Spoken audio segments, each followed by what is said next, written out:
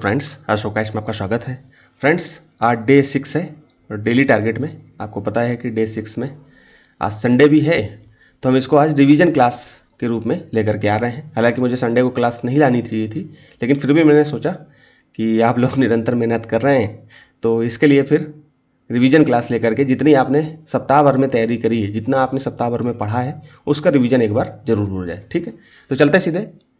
तो हमारी जो पहले हैं उसको मैं फिर से एक बार बता देता हूँ कि हमारी जो पहले हैं उनको लेकर के कि हमारी एनसीईआरटी सीरीज एक चल रही है, ठीक है, जिसपे हमने वीडियोज़ वगैरह 7-8 क्लास तक बना रखे हैं। इसके साथ साथ आपको मैं क्योंकि खुद से पढ़ने को देता हूँ, ठीक है, खुद से पढ़ने के लिए देता हूँ, तो इसी डेली टारगेट में आपको एनसीईआरटी सीरीज इसके माध्यम से भी कराई जा रही है। जैसे आप 8th क्लास तक पूरी कर लेंगे तो 9th क्लास से हम लोग खुद आपको उस सब्जेक्ट की एनसीईआरटी प्रोवाइड कराने लगेंगे या वीडियो के माध्यम से देने लगेंगे। ठीक है, इसके साथ साथ उत्तर लेखन प्रोग्राम भी कल से स्टार्ट कर दिया है मैंने। आपको पता है कि डे 50 जो है हमने स्टार्ट किया गवर्नेंस के। 2024 का क्वेश्चन करा रहा हूँ, इसी तरह से 2025 का भी होगा, फिर 2026 का जैसे पेपर आएगा तो 2026 का भी हम डिस्कस कर देंगे। ठीक है, तो ये चीज़ें आपकी पूरी होती रहेंगी। इसके बाद जो सब्जेक्ट आपको चाहिए उत्तर लेखन में, हम अभ्यास सीरीज में चला रहे हैं जिसमें हम पीवाईक्यू के प्रश्नों की चर्चा करते हैं। ठीक है, एक हमारी प्रैक्टिस सीरीज चलती है, उसको भी कुछ दिन के बाद स्टार्ट कर दूंगा। उसमें हम विजन की या किसी और कोचिंग संस्थान की जो भी टेस्ट सीरीजें हैं उनसे जो प्रश्न आए उनको हम लोग इस पर लेते हैं। ठीक है, प्रैक्टिस के लिए। इसके साथ साथ detail prelims detail analysis program ये भी चलेगा। ये आपका अगस्त या अक्टूबर तक, सितंबर अक्टूबर तक स्टार्ट करेंगे, क्योंकि अभी हमको मेंस की तैयारी अच्छे से बेहतरीन तरीके से करनी है। फिर मेंस पीवाईक्यू की नज़र, इस पर हम 4th पार्ट जो 2013 का लेकर के आए थे, 2013 के जीएस फर्स्ट का, ठीक है, जीएस फर्स्ट का 4th पार्ट, मतलब पार्ट 1, 2, 3, 4 लेकर के आए। इसमें 5वां पार्ट भी लेकर के आएंगे जिसमें हम 5 क्वेश्चनों का डिस्कशन करेंगे। ठीक है, इसके साथ साथ फिर हम 2014 में चले जाएंगे इसी तरीके से, या 2013 के अन्य दूसरे खंड में चले जाएंगे। इसको बहुत तेजी से खत्म करेंगे। अभी हम लोग इस पे लगे हुए हैं और भी चीज़ें हमारे दिमाग में चल रही हैं। इसके साथ साथ कल तो हम कोशिश करेंगे, आज या कल तक, हिंदी साहित्य वैकल्पिक विषय का जो हम प्रोग्राम आपको बताएंगे। श्री विकास दीपकीर्ति सर के हम शिष्य हैं और उनसे ही हमने पढ़ा है, सीखा है बहुत कुछ। तो उन्हीं की जो लगभग 157 या 158 क्लासें हैं, ठीक है, उनकी सारी क्लासें जो 157 क्लासें हैं उनका मर्म 60 या 70 क्लास में, 50 या 60 क्लास में हम लेकर के देंगे। तो इसका भी हम सिलेबस, पहले तो हिंदी साहित्य का सिलेबस आपको पता होना चाहिए।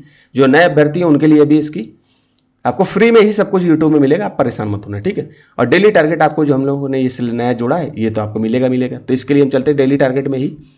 आपको डेली हम लोग, पहले तो शुरू में मैंने 2 चैप्टर दिए, फिर 2 चैप्टर दिए, फिर उसके बाद एक देने लगा, क्योंकि इधर पॉलिटी का सेक्शन थोड़ा सा बड़ा होने लगा था, तो इसके कारण मैंने उसको कम कर दिया। तो अभी हम शुरुआत में चल रहे हैं तो हम कम ही पढ़ेंगे, डाइजेस्ट करते हुए चलेंगे। ठीक है, तो आपको रिवीजन क्या करना है, पहले चैप्टर का रिवीजन करना है सौरमंडल में पृथ्वी, फिर दूसरे को करना है ग्लोब, अक्षांश और देशांतर। इसका रिवीजन कर लेना दोस्तों अच्छी तरीके से, क्योंकि ये कंठस्थ हो जाए, आपके माइंड में सेट हो जाए कि दोबारा आपको दिक्कत ना करे।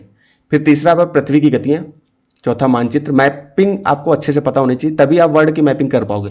अभी वेनेजुएला में भूकंप आया है, ठीक है, आपको पता होना चाहिए, उसकी मैपिंग तुरंत कर लो।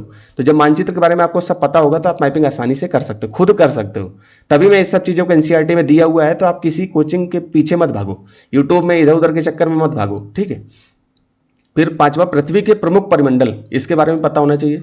फिर पृथ्वी के प्रमुख स्थल रूप, इसके बारे में पता होना चाहिए। हमारा देश प्यारा भारत, इसके बारे में तो आपको पता ही होना चाहिए, आप इंडियन सिविल सर्विसेज की तैयारी कर रहे हो। ठीक है, फिर हम चलते हैं, आपको राजनीतिक सिद्धांत 11th क्लास की बुक पढ़नी थी। अगर आपको दिक्कत हो रही हो ये पुस्तक में, तो आप 9th क्लास से एनसीईआरटी को भी पढ़ सकते हो, पॉलिटी की। हालांकि ये पढ़ना ही पड़ेगा, क्योंकि ये शब्दावलियाँ आपकी बेसिक समझ को बहुत बेहतरीन कर देंगी। जैसे राजनीतिक सिद्धांत एक परिचय, ये हमने पढ़ा था, इसका भी रिवीजन आपको करना है।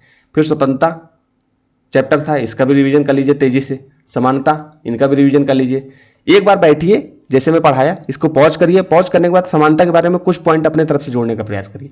स्वतंत्रता का अपने तरफ से लिखिए, एक पेपर ले लीजिए सादा, उस पर लिखिए, रफ कॉपी आपके पास हो, उस पर कुछ शब्द बनाने की कोशिश करिए। स्वतंत्रता के बारे में लिखिए, समानता के बारे में लिखिए, सामाजिक न्याय के बारे में लिखिए। ये तो आपका 2nd पार्ट में भाग भी है, सामाजिक न्याय, सोशल जस्टिस, ये क्या होता है सामाजिक न्याय।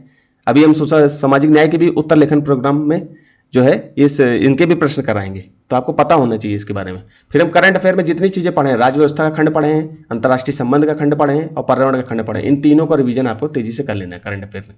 ठीक है दोस्तों, तो इतना आप कर लोगे। फिर हम कल जो है मंडे से 7वें नंबर टॉपिक के बारे में भी हम यहाँ पर आपको दिखा रहे हैं, इसको भी, इसके भी विषय में प्रोग्राम लेकर के आएंगे। तो चलेंगे, इसी तरह से ये चीज़ें चलती रहेंगे दोस्तों। बस आप लोगों को सपोर्ट चाहिए, मेहनत करिए दोस्तों। 2027 आपका बहुत आराम से निकलेगा। देखना दोस्तों, बस हिंदी माध्यम के रिजल्ट आपको बरकरार रखना है। हम लोग पूरी मेहनत आपकी तरफ करने के लिए तैयार हैं। ठीक है दोस्तों, तो यहीं तक रखते हैं दोस्तों, धन्यवाद।